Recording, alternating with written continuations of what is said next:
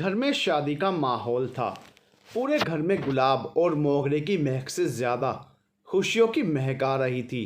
राठौर परिवार के बेटे रमन की शादी जो थी, उसकी दो बड़ी बहनों के बाद तीसरे नंबर पर रमन, उसके बाद कुलदीप और फिर दिव्या, जो घर की सबसे छोटी और सबसे लाडली बेटी थी। घर में सभी लोग शादी की तैयारियों में व्यस्त थे। अपने फ़ोन में एक अनजान व्यक्ति का मैसेज देख दिव्या ने कोई जवाब नहीं दिया कि होगा कोई रॉन्ग नंबर। पता नहीं ये अनजान लोगों को नंबर कहाँ से मिल जाता है। वो फिर से अपने घर के कामों में व्यस्त हो गई और भूल ही गई कि किसी अनजान नंबर से मैसेज आया था। सारी बहनों में खूब हंसी ठिठोली चल रही थी। भाई को चिढ़ाना, नेक मांगना, सब अच्छे से चल रहा था।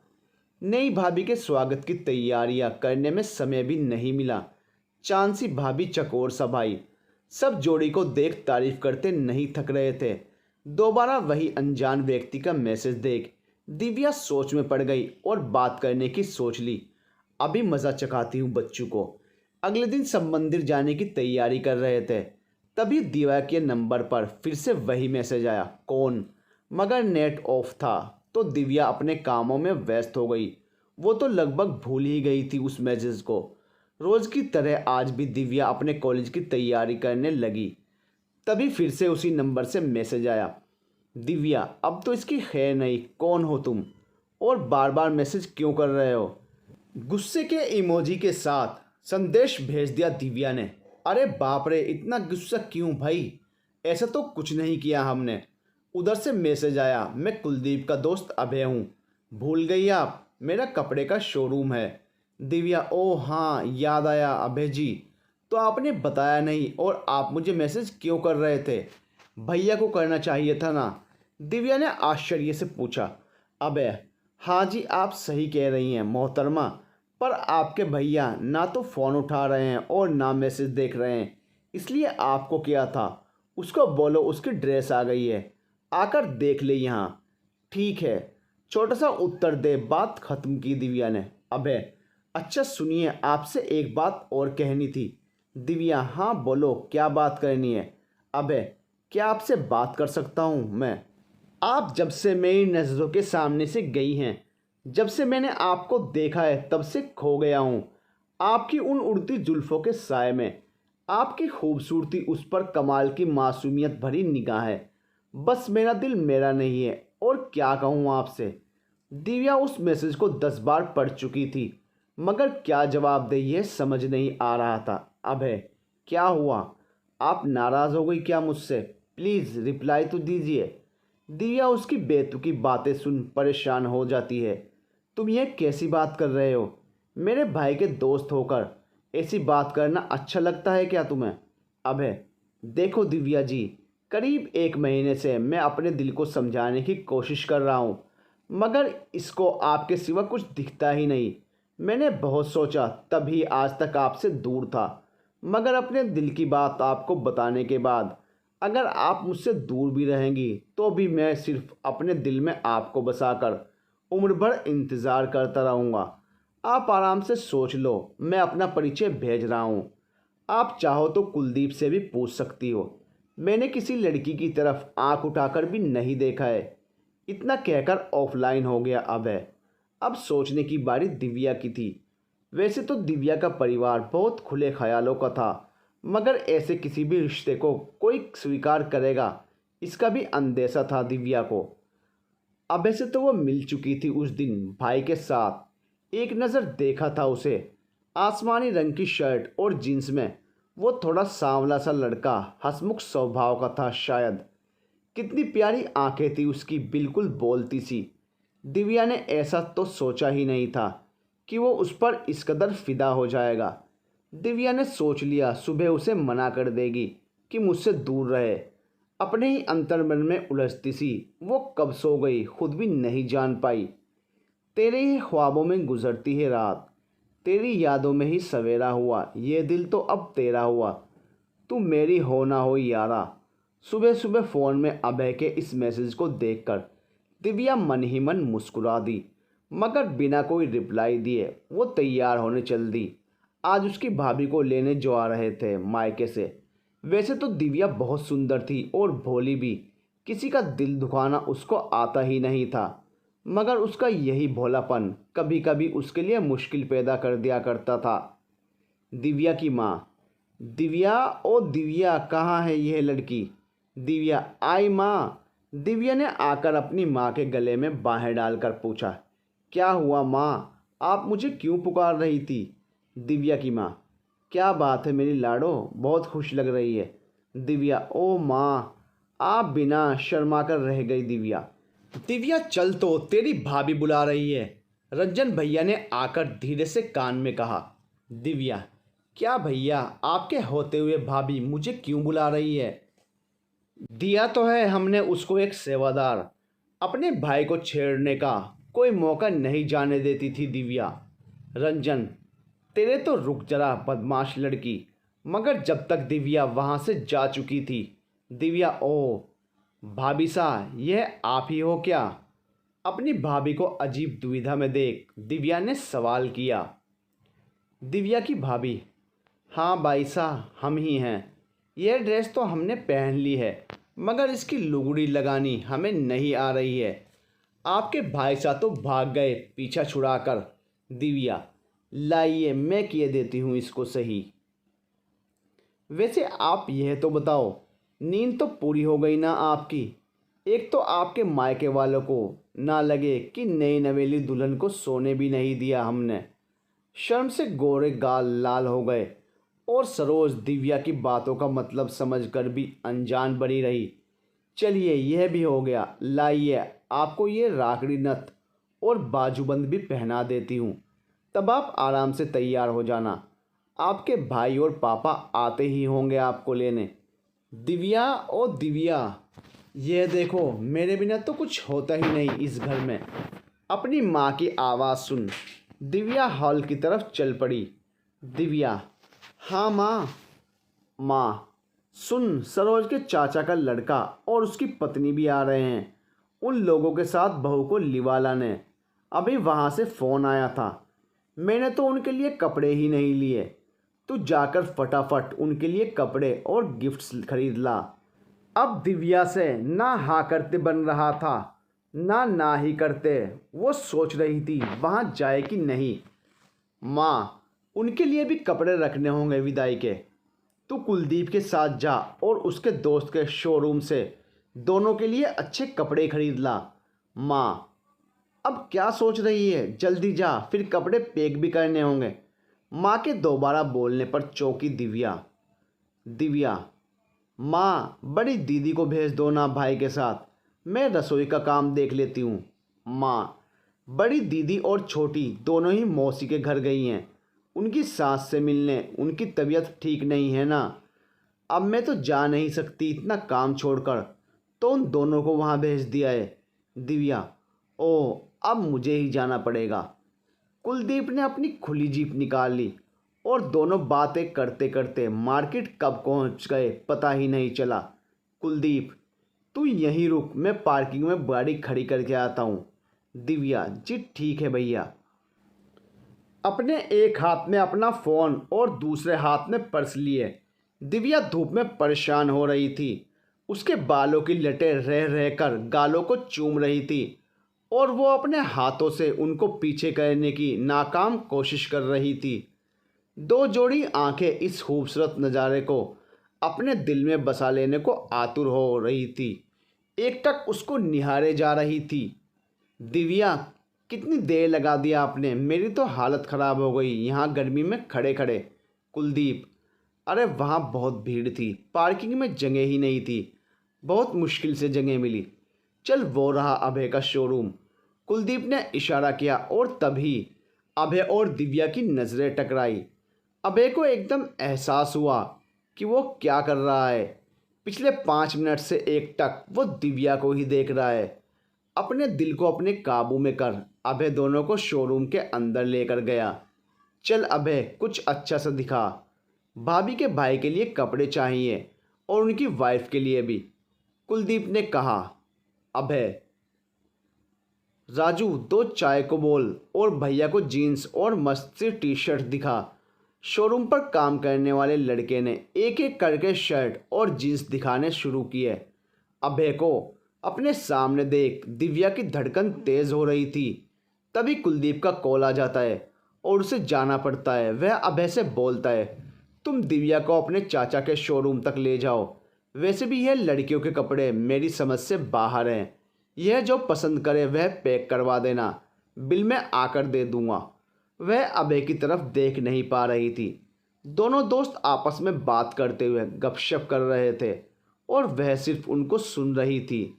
एक शर्ट कुलदीप ने अपने लिए ली और एक जीन्स और टी शर्ट भाभी के भाई को देने के लिए। चल भाई, अब भाभी के लिए भी कुछ दिखा, मगर कुछ साड़ी या हमारी राजपूतानी ड्रेस में ही दिखाना। अभय, लेकिन वह तो मेरे पास नहीं है। मैं तो सूट और वेस्टर्न ड्रेसेस ही रखता हूँ। तुम ऐसा करो, पास में ही मेरे चाचा का शोरूम है, वहाँ चलो, वहाँ तुम्हें यह मिल जाएगी। कुलदीप, दिव्या, मैं कुछ देर में ही वापस आ जाऊँगा, यहीं पास में ज़रूरी काम आ गया है। तब तक तुम अभय के साथ ड्रेस पसंद कर लो। ठीक है भाई। बड़ी मुश्किल से इतना ही निकला दिव्या के मुंह से। वह अभय के साथ अकेले जाने की सोचकर ही घबरा रही थी, मगर भाई को बोले भी तो क्या। अभय, चलिए दिव्या जी, इस तरफ चलना है। दोनों एक संकरी गली से होते हुए दूसरी तरफ जाने लगे। अभय, तो क्या सोचा आपने? दिव्या, किस बारे में? अभय, आप मुझसे दोस्ती करोगी ना? दिव्या, दोस्ती कोई ऐसे थोड़ी ही होती है कि सोच लिया और हो गई दोस्ती। अभय, देखो दिव्या जी, मैंने तो आपको अपना जीवन साथी मान लिया है। अब आप चाहें तो मेरे साथ चलें, नहीं तो आपकी याद में जीवन भर मुझे अकेला ही चलना पड़ेगा। दिव्या, मैंने वहाँ तक कुछ नहीं सोचा है और आप भी इतना मत सोचिए। किस्मत में क्या लिखा है किसी को नहीं पता। दिव्या ने बोल तो दिया, मगर वह खुद ही अपने शब्दों पर असहज हो गई थी। अभय के प्रति अपने दिल में थोड़ी बहुत हलचल वह खुद भी महसूस करने लगी थी। अभय, अच्छा चलिए, अपना हाथ तो दीजिए दोस्ती का। और दिव्या की तरफ दोस्ती का हाथ बढ़ा दिया। एक पल को दिव्या को समझ नहीं आया कि क्या करना चाहिए। वह झिझकी और फिर अपना हाथ अभय के हाथों में दे दिया। अभय के चेहरे पर बड़ी प्यारी सी मुस्कान उभर आई और दिव्या, उसने शर्माकर अपना हाथ खींच लिया। यह लो, आ गया चाचा जी का शोरूम भी। चाचा जी, ये दिव्या जी हैं और इनको राजपूती ड्रेस और साड़ियाँ दिखाइए। अच्छी क्वालिटी की होनी चाहिए। अपने घर पर ही जा रही हैं कपड़े, यही सोचिएगा। दिव्या ने वहाँ से गोटा पत्ती वर्क की राजपूती ड्रेस पसंद की। साड़ियों में उसको एक आसमानी रंग की छोटे छोटे फूलों वाली साड़ी बहुत पसंद आ रही थी, मगर उसने ली नहीं, यह सोचकर कि अभी तो शादी में इतने ड्रेसेस ली हैं, अभी एक और ली तो मम्मी पक्का पिटाई कराएंगी। अबे उसके मन की बात पता नहीं कैसे जान गया और उसने चुपके से वह साड़ी पैक करवा ली, यह बोलकर कि एक कस्टमर मांग रहा था, उसको भिजवानी है। अब वापस उसी गली में आते हुए अभय ने वो पैकेट दिव्या की ओर बढ़ा दिया। यह क्या? आश्चर्य से पूछ लिया दिव्या ने। आपके लिए एक छोटा सा तोहफा है, प्लीज़ मना मत करना। आप हमें दोस्त माने या ना माने, मैंने तो बहुत कुछ मान लिया है, और अगर आपने मना कर दिया तो मेरा दिल टूट जाएगा। दिव्या, मगर इसमें है क्या, वो तो बताओ आप। अभय, ऐसे ही कुछ भी नहीं ले सकते हम। दिव्या जी, आप इसे घर जाकर ही खोलना, आपको पता चल जाएगा और पसंद नहीं आए तो वापस दे देना। इस बहाने आपसे एक बार और मिलने का मौका मिल जाएगा। यह लो, कुलदीप भी आ गया। कुलदीप, हो गई ना सब खरीदारी? दिव्या, हाँ भाई, तो जल्दी चल, अब नहीं तो माँ बहुत डांट लगाएगी। कुलदीप, ओके अबे, बाय, चलते हैं। अबे ठीक है, दोबारा ज़रूर आना। भारी मन से इतना ही कह पाया अभय। अपनी चाहत को अपनी आंखों से दूर जाता देखता रहा। दिव्या और अभय की पहली मुलाकात होती है। अभय दिव्या के लिए एक साड़ी भेंट में देता है। दोनों भाई बहन अभय से विदा लेकर अपने घर आते हैं। कुलदीप और दिव्या वापस घर आते हैं। भाभी के मायके वाले हॉल में ही बैठे थे। दिव्या सबको प्रणाम कर अपने रूम में चली गई। एक बार की सोचा कि खोलकर देख लूं इस पैकेट में क्या है। जैसे ही खोलने लगी उसकी माँ ने आवाज़ लगा दी और दिव्या उसको अलमारी में रख बाहर चली गई। भाभी के जाने का वक्त हो गया था।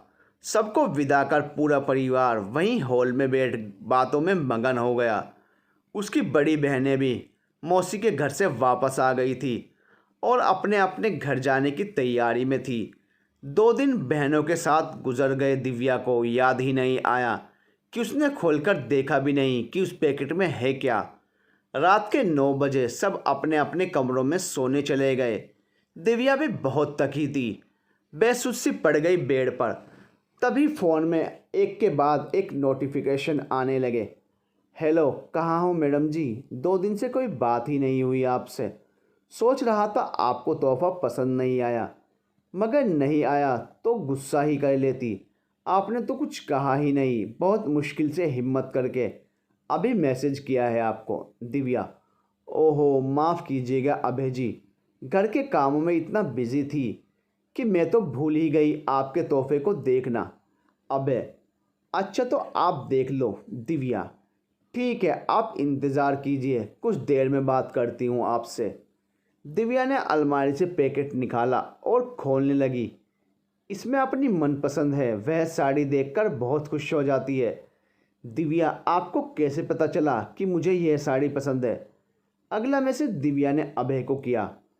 आपकी आंखें कितना बोलती हैं, सब कुछ तो बता देती हैं।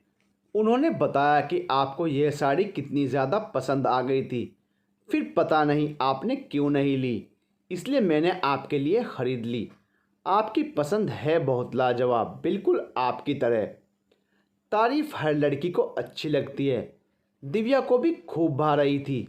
दोनों बात करते गए और कब 2 बज गए पता ही नहीं चला। ओके, अब गुड नाइट, नहीं तो सुबह देर हो जाएगी, दिव्या ने कहा।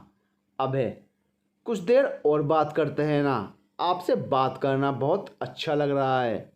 नहीं, अब सुबह बात करेंगे, बाय। इतना बोलते दिव्या ऑफलाइन हो गई और अभय के बारे में सोचते सोचते सपनों की दुनिया में चल पड़ी। लगभग 4 महीने एक दूसरे से बात करते हुए हो गए थे उन दोनों को। दोनों पास के पार्क में मिलने आए। अच्छा अभय, तुमसे ज़रूरी बात करनी थी। पापा मेरे लिए लड़का देख रहे हैं, तो मैं चाहती हूँ तुम मेरे घर आकर हम दोनों के रिश्ते की बात करो। अभय चौंक जाता है, मगर दिव्या इतनी जल्दी भी क्या है, अभी तो कुछ ही टाइम हुआ है हम दोनों को साथ में। हाँ तो उससे क्या होता है, तुम मुझे प्यार नहीं करते? कैसी बातें करती हो, सबसे ज़्यादा तुमसे ही तो प्यार करता हूँ मैं। फिर दिक्कत क्या है, क्यों नहीं शादी कर लें हम दोनों? या इंतज़ार कर रहे हो कि पापा मेरी शादी कहीं और कर दें? दिव्या: दिव्या, मैंने तुमसे एक बात छुपाई है और अब मैं तुम्हें वह बात बताना चाहता हूँ। दिव्या: क्या बात है अभय? मुझे तुम डरा क्यों रहे हो? बताओ ना, खामोश क्यों हो? ऐसी कौन सी बात है जो तुमने आज तक नहीं बताई? अभय: दिव्या, मैं तुमसे बहुत प्यार करता हूँ, मगर एक सच यह भी है कि घर वालों के दबाव में आकर मैंने शादी कर ली थी आज से करीब 3 साल पहले। मगर मैं रचना को कभी अपनी पत्नी स्वीकार नहीं कर पाया। ना ही हम दोनों के विचार मिलते हैं, ना ही कोई लगाव है। मैं उससे तलाक लेना चाहता हूँ और मैंने तलाक के लिए केस भी फाइल किया हुआ है। जब तक केस फाइनल नहीं हो जाता तब तक मैं तुमसे शादी नहीं कर सकता। दिव्या: अभय, तुमने मुझसे झूठ क्यों बोला? यह बात तुम मुझे पहले भी बता सकते थे, मगर तुम्हारे दिल में शुरू से ही कुछ और चल रहा था, इसलिए आज तक तुमने यह बात मुझसे छुपाई। अभय: मुझे माफ़ कर दो दिव्या, मैंने बहुत बार कोशिश की तुम्हें यह बात बता दूं, मगर कभी हिम्मत ही नहीं हुई। तुम्हें खोने से डरता रहा हमेशा, मगर अब तुमसे ज़्यादा झूठ नहीं बोल सकता। बस कुछ दिनों की बात है, मेरा तलाक हो जाएगा और हम दोनों शादी कर लेंगे। दिव्या वहाँ से बिना कुछ बोले घर वापस चली जाती है। अपने कमरे में खूब रोती है और यही सोचती है, अगर वाकई में अभय ने उससे प्यार किया होता तो वह इतनी बड़ी बात नहीं छुपाता। 4 महीने हो गए हम दोनों को साथ में, कभी तो वह यह बात बता सकता था। दिव्या जानती थी अभय के तलाकशुदा होने की बात, जानकर घर में कोई भी उसकी शादी अभय से नहीं करवाएगा। रात दिन की कश्मकश में दिव्या का चेहरा मुरझा जाता है। वह अभय को भूल जाने का निश्चय करती है, मगर दिल है कि रह रहकर अभय की याद में उदास हो जाता है। नवीन, दिव्या की भाभी की बुआ की ननंद का लड़का, बहुत रॉयल फैमिली। दिव्या की सादगी और खूबसूरती नवीन की मां को भा गई थी। बहुत बड़ी मल्टीनेशनल कंपनी का सीईओ नवीन, सलीकेदार, अलग ही रुआब, देखने में किसी हीरो सा। उसका रिश्ता जब दिव्या के लिए आया तो सब बहुत खुश हुए। ना कहने की कोई वजह नहीं थी, सब खुश थे। मगर दिव्या, उसकी आंखों में तो बस अभय समाया था। वो क्या करे और क्या नहीं, कुछ समझ ही नहीं आ रहा था। कल दिव्या को देखने नवीन के माता पिता और बहू के माता पिता आ रहे हैं। तैयारियां करो, कोई कमी नहीं होनी चाहिए। हमारी लाडली बिटिया के होने वाले सास ससुर हैं। दिव्या के पापा ने सबको सूचित किया। अगली सुबह घर में उत्साह का माहौल था। सब अपने अपने कामों में लगे थे। कोई घर सजा रहा था, नौकर साफ सफाई में लगे थे। भाभी और दिव्या की माँ मेहमानों के लिए रसोई में एक से एक पकवान बनाने में लगी हुई थी। दिव्या की छोटी दीदी भी आ गई थी, जो दिव्या को तैयार करने में लगी थी। मगर सिर्फ एक दिव्या ही थी जिसकी आंखों में कोई खुशी नहीं थी। वह अपने मन में चल रहे अंतर्ध्वन में फंसी हुई थी। एक तरफ परिवार की खुशी और एक तरफ अपनी चाहत। दिव्या आखिर किसको चुने और किसको दुख पहुंचाए? क्या बात है दिव्या, जब से आई हूँ देख रही हूँ तू खुश नहीं है। कोई बात है तो अभी बता दे बेटा, मैं पापा जी से बात कर लूँगी। पापा जी भी तेरी खुशी चाहेंगे। दिव्या, नहीं रागिनी दीदी, ऐसी कोई बात नहीं है। मैं बस इस घर से, मम्मी पापा से दूर जाने की सोचकर ही उदास हूँ। कैसे रहूँगी मैं मम्मी पापा के बिना? अपने मन की बात अपने मन में ही दबा गई दिव्या। अरे मेरी बहन, यह तो हर लड़की का भाग्य है। बता, हम भी तो रह रहे हैं ना मम्मी पापा के बिना। मम्मी पापा छूट जाएंगे ऐसा नहीं है, बस तू उनके साथ नहीं रहेगी। और तुझे नवीन जैसा सुंदर और सुशील हमसफ़र भी तो मिलेगा, और वहाँ भी तो एक माता पिता होंगे। तू उदास मत हो। आज दिव्या ने अभय की दी हुई वही आसमानी रंग की साड़ी पहनी थी। उस पर ढीली चोटी, मोती के छोटे छोटे झुमके और उस पर साइड से निकलती हुई उसकी लटें। इतनी सुंदर लग रही थी दिव्या, कोई देख ले तो उम्र भर ना भूले। माँ ने देखा और ना चाहते हुए भी 2 आंसू आंखों से चोरी से टपक आए। काला टीका लगाते हुए माँ ने दिव्या का माथा चूम लिया। नवीन ने एक नज़र दिव्या को देखा और बस निहाल हो गया। उसकी माँ तो पहले ही दिव्या को पसंद कर चुकी है। थोड़ी बहुत बातों के बाद दोनों परिवारों की सहमति के साथ विवाह की तारीख अगले महीने की रखी गई। अपनी पुरानी बातों को दिल में दबा दिव्या ने भी नवीन को अपना लिया। अभय ने कई बार दिव्या से मिलने की कोशिश की, उससे बात करनी चाहिए, मगर दिव्या ने कोई बात नहीं की। ना चाहते हुए भी दोनों के रास्ते अलग अलग हो गए। नवीन और दिव्या की शादी बहुत धूमधाम से हो गई। अपने नए जीवन की शुरुआत करने से पहले दिव्या नवीन को सब कुछ बता देना चाहती थी।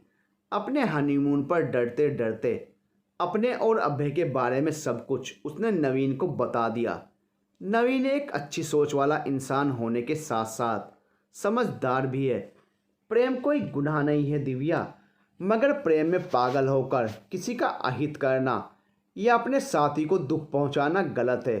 जो बीत गया उसे भूल जाओ। नवीन के कहे इन शब्दों ने दिव्या को एक नया जीवन दे दिया और दोनों अपने सुनहरे भविष्य के लिए अग्रसर हो गए।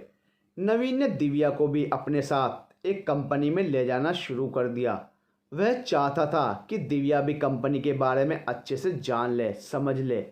भले ही घर में सब कुछ है, नौकर चाकर, रुपया पैसा, मान सम्मान किसी चीज़ की कोई कमी नहीं थी, मगर वो चाहता था कि दिव्या खुद आत्मनिर्भर हो, वो खुद इतनी सक्षम हो कि किसी की ज़रूरत नहीं पड़े।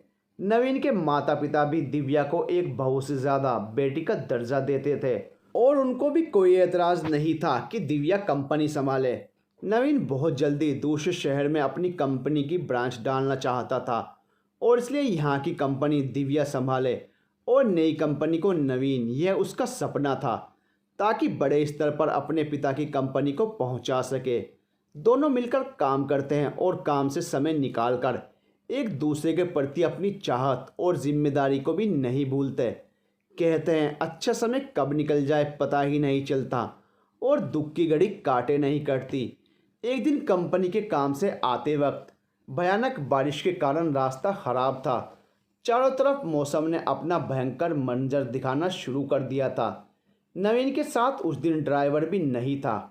बारिश के कारण चांदनी रात भी अमावस की काली रात की तरह हो गई। दिव्या को नवीन की बहुत चिंता होने लगी। वो चाहती थी कि आज की रात नवीन वहीं गेस्ट हाउस में रुक जाएं।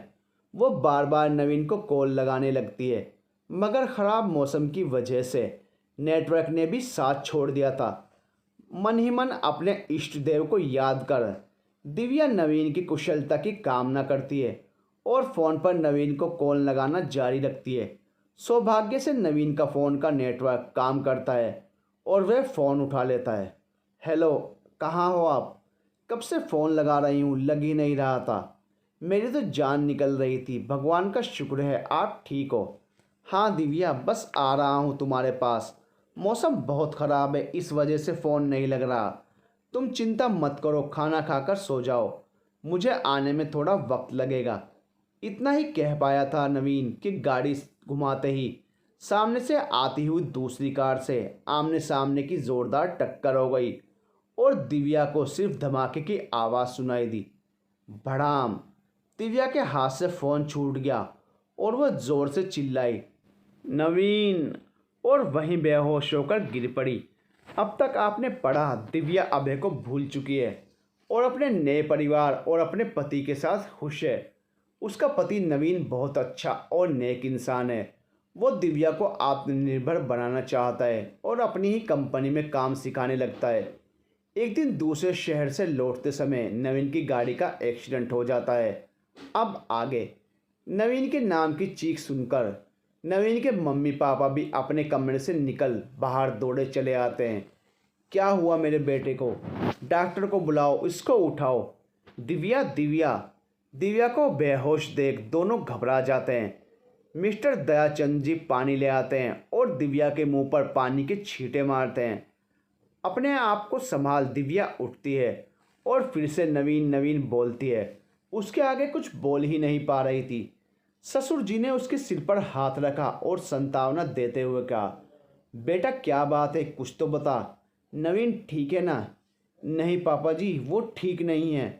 मैं फ़ोन पर बात कर रही थी और अचानक उधर से बहुत तेज़ धमाके की आवाज़ आई।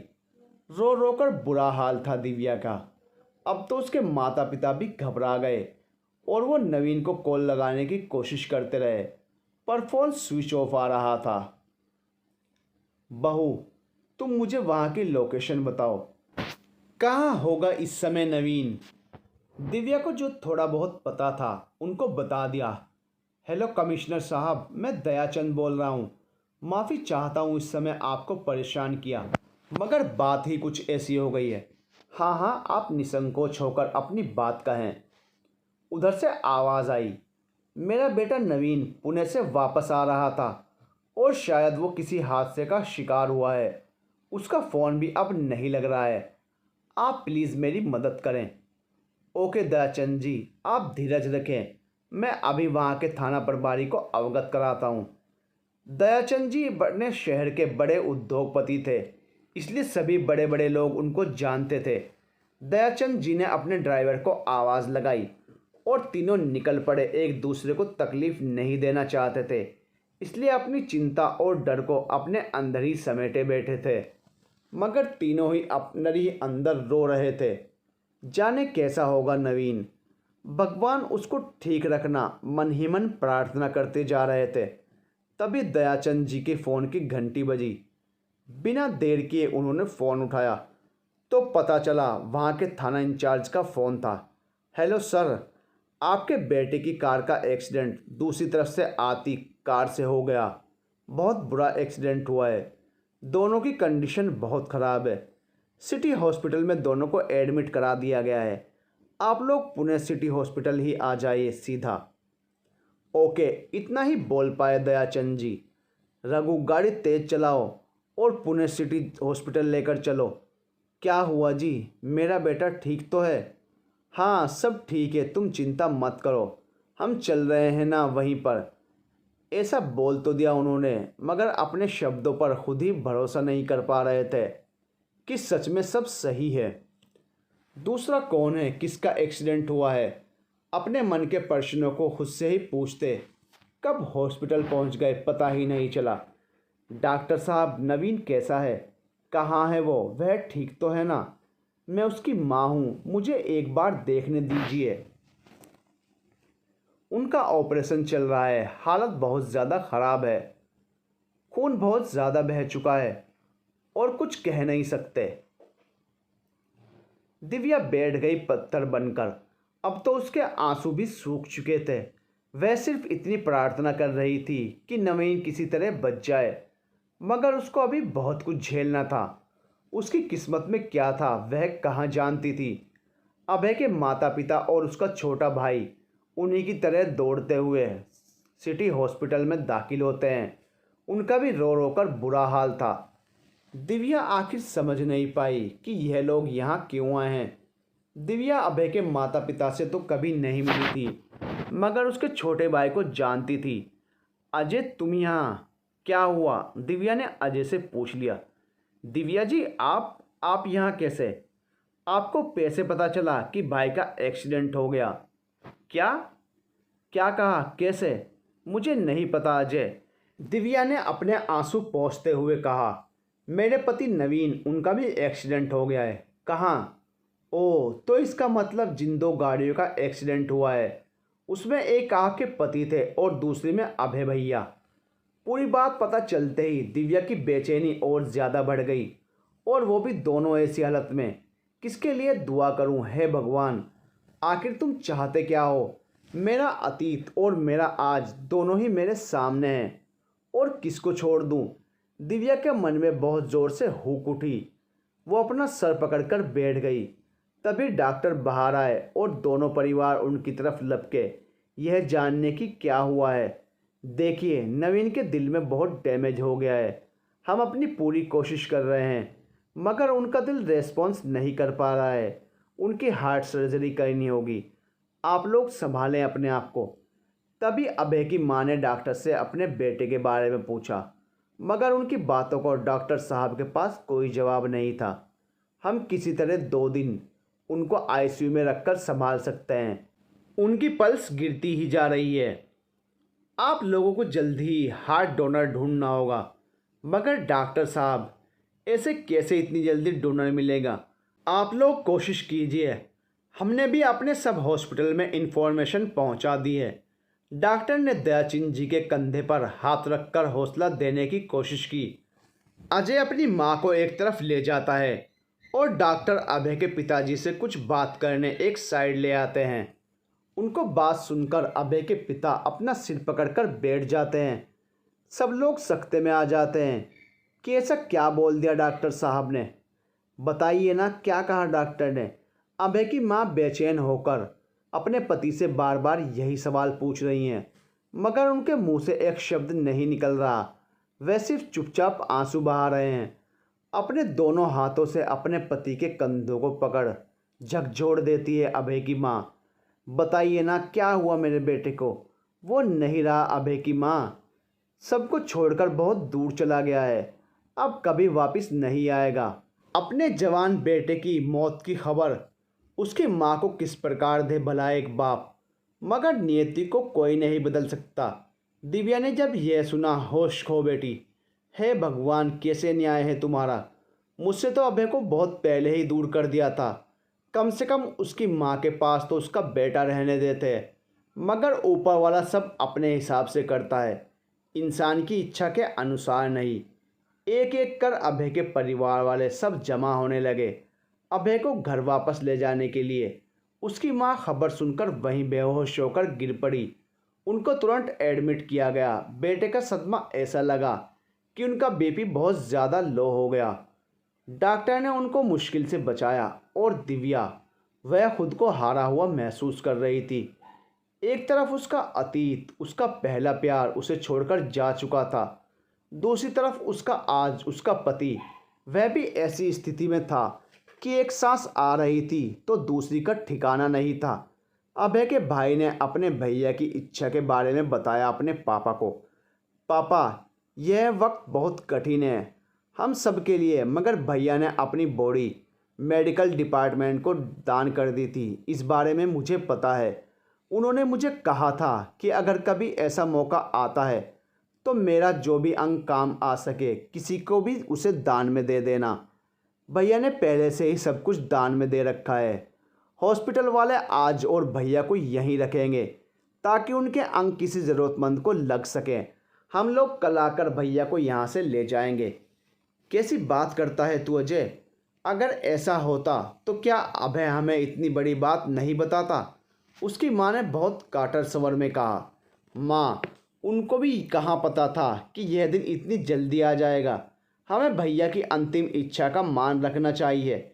वह किसी के काम आना चाहते थे और जिसके भी यह अंग लगेंगे वह उनमें हमेशा जिंदा रहेंगे। इसे एक बात को क्यों भूल रही हैं आप? जब यह बात दयाचंद जी को पता चलती है कि मरने वाला अपना शरीर दान करके गया है तो वह हाथ जोड़ते हुए अभय के पापा के सामने पहुंच जाते हैं और उनसे बोलते हैं, एक बाप के सामने उसकी औलाद चली जाए, इससे बड़ा दुख और कोई नहीं हो सकता। आप ऐसी स्थिति में हैं कि आपसे कुछ भी कहना अभी व्यर्थ है।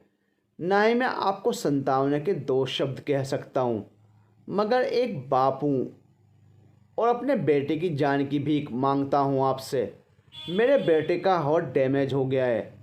वह कब तक हमारे साथ है कह नहीं सकते, मगर आपके बेटे का हार्ट अगर मेरे बेटे को मिल जाए तो वह जी सकता है। आपका बेटा भी मेरे बेटे के शरीर में ज़िंदा रहेगा। उसको तो मैं वापस नहीं ला सकता, मगर आपका यह एहसान मैं कभी नहीं भूलूँगा। देखे मेरी बहू की ओर एक नज़र, आखिर उसकी उम्र ही क्या है? दिव्या की तरफ इशारा कर कहा दयाचंद जी ने। एक गहरी सांस लेकर अभय के पिता अभय का हार्ट नवीन के हार्ट के साथ ट्रांसफ़र करने की इजाज़त दे देते हैं। बहुत लंबे इंतज़ार के बाद ऑपरेशन हो जाता है, मगर दिव्या वह विकसित सी हो जाती है। उसे समझ नहीं आता किस बात की खुशी मनाए और किस बात का दुख। उसे प्यार करने वाला और वह जिसे चाहती थी वह अब उसके पति के साथ उसके दिल में है, मगर वह नहीं है। साथ नहीं था तो कोई बात नहीं, जहाँ भी है ठीक है। यही तसल्ली काफ़ी थी जीवन जीने के लिए। अब तो वह भी ख़त्म हो गई। नवीन भी अब ठीक था। कुछ दिन और हॉस्पिटल में रखने के बाद उसे घर जाने की इजाज़त में मिल गई। कुछ दिन बाद अजय दिव्या से मिलने के लिए आता है और उसे एक खत देता है जो दिव्या की शादी के समय अभय ने लिखा था, जो अजय को अभय के कमरे में उसकी डायरी में मिलता है। मेरी दुनिया, मेरी दिव्या, अब तुम्हें अपना भी नहीं कह सकता। मेरा एक झूठ बोलना हमारे रिश्ते को तोड़ गया। माना गलती मेरी ही थी। मुझे तुम्हें सच बताना चाहिए था, मगर मैं तब भी डरता था और आज भी डरता हूँ तुम्हें खोने से। मुझे माफ़ कर दो दिव्या। भगवान से एक ही दुआ है, तुम सदा खुश रहो। जो प्यार में नहीं दे पाया वो तुम्हारा जीवन साथी तुम्हें दे। तुम अक्सर पूछा करती थी कि मैं तुम्हारा कब तक रहूँगा, तो आज भी मेरा वही जवाब है कि जब तक मेरी आखिरी सांस है तब तक मैंने सिर्फ तुम्हारा रहूँगा। मेरा बस चले तो इस जीवन के बाद भी मैं सिर्फ तुम्हारा रहना चाहता हूँ। अब इस जन्म में तुम मेरी नहीं हो सकी, मगर अगले जन्म में तुम सिर्फ मेरी ही बनना, और मैं तो हर जन्म में तुम्हारा हूँ ही। अभय। दिव्या अब तक अभय को गलत समझ रही थी, मगर अभय प्यार दिव्या के दिल में उसके लिए इज्जत और मान बढ़ा देता है। आज अभय का प्रेम अमर हो चुका था।